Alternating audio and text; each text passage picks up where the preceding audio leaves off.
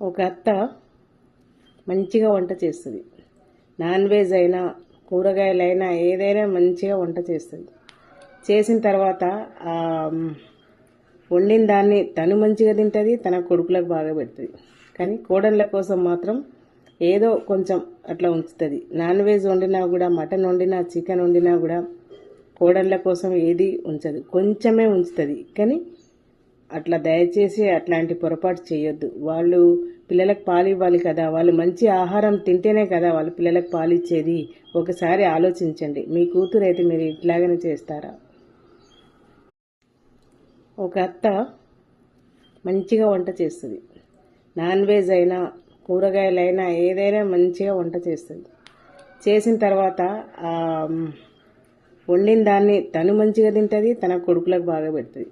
కానీ కోడళ్ళ కోసం మాత్రం ఏదో కొంచెం